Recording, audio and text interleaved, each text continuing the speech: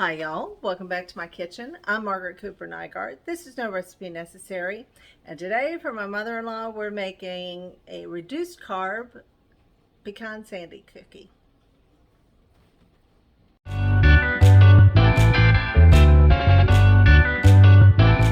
Alright, I'm playing at being my own videographer again today, so bear with me. This is not no carb. It is sugar-free and it is reduced carb. So with the medication she's on and just very careful dosing of like one cookie a day, she does good and the staff really likes it. So I make a batch of cookies and everybody's happy and we kind of like them too. It's like my favorite cookie. Now what I do to do this is I use King Arthur's Flour's baking sugar substitute.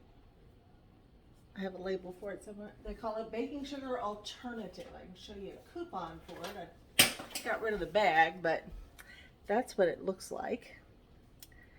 And I can't even tell you what all's in it. But it's no carbs, no calories, no aftertaste. You could also use Splenda, which browns a little bit, and you don't really need these cookies to brown, but it tolerates the baking temperature as well.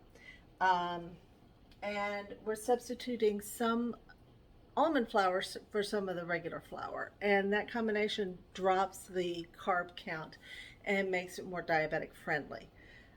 So we start with a cup and a half of butter, and that's 3 sticks softened, 3/4 a cup of your sugar alternative.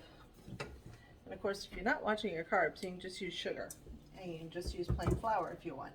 I like that the almond flour gives it even more of a nutty flavor. Get that hooked up. It's going to take a couple of minutes just to cream in the beast, the big KitchenAid. And that's what we're going to do now, is we'll cream that. And while that's doing it, I'm going to chop some pecans. Okay, gonna just scrape down the sides of the bowls.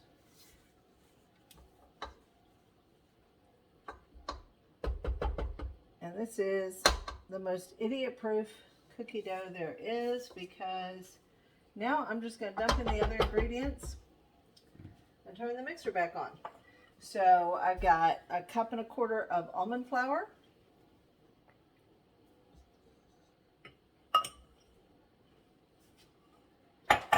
2 cups of all-purpose flour, a good pinch of sea salt, 3/4 a cup of cornstarch, which keeps the cookies from being too brittle. And I'm going to let that mix for a minute. All right, going to add in, this is coming together, so now I'm going to add in a good dollop of vanilla bean paste. Of course, you can always use just plain old vanilla extract or even vanilla beans. I just like that extra oomph in the flavor. And then I've chopped up a good bit of pecans, and I'm going to pour those in too. Push that off the top of the beaters and let her rip again. That's it. There's no leavening agent in here except for air. These cookies are not going to spread at all while they bake. They're not going to rise. You're basically going to have wafers. While that mixes, let me grab one to show you some I baked yesterday.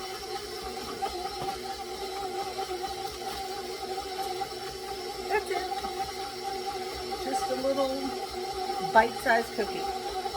We're going to roll them out, and we're going to cut them out with round cookie cutters. You can use any cookie cutter you got. And that's it. Let me show you how that looks in the pan. In the pot. See, it just comes together like that. Now I'm going to put it in the fridge and let it chill for at least half an hour. You can chill it out overnight, but then you're going to want to take it out of the refrigerator about an hour before you're going to bake it if it's been in there that long. because it'll get hard. The butter will harden up, and we want it firm, not hard. Okay, so into the fridge with this. I'll see you in half an hour. All right, so I've rolled them out. I've cut them out. They're about 1/4 inch thick into just these little rounds. I'm going to bake them at 320 for 22 minutes roughly. They should not brown. They should be just slightly darker than they are at the moment.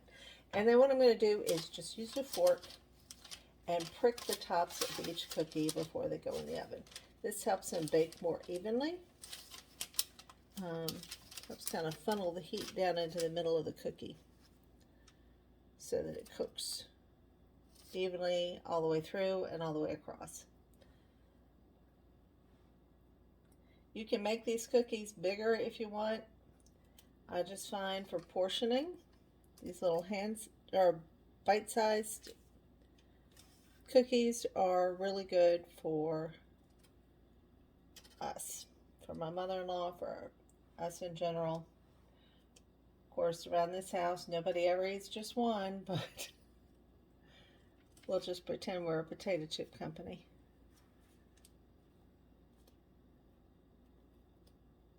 And you're going to roll this out on a lightly floured counter. Little flour onto your rolling pin will help it roll more smoothly. And then, of course, you can gather up the scraps and roll them out again. And the best part about these cookies, well, one of the many good things about these cookies is there's no eggs. So it's a perfect edible raw cookie dough. Anyway, into the oven with these, and we'll be back in a little bit.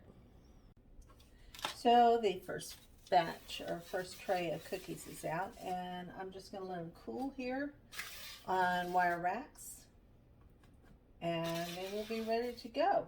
Now, please keep in mind that I may be a retired RN, registered nurse, but I am not a registered dietitian, nor am I a nutritionist. So I cannot and will not attempt to try to calculate exactly how many carbs, protein, grams, whatever are in these cookies. Please note they are also not diet cookies. There's an awful lot of fat that goes into these cookies. That being said, they are delicious and they are reduced in carbs compared to standard shortbread cookies and or pecan sandies. You can make these more like just plain old shortbread by leaving out the pecans, and they're still delicious. That's it for me today. I hope y'all have a wonderful day. Don't forget to subscribe and like, and I'll talk to you soon.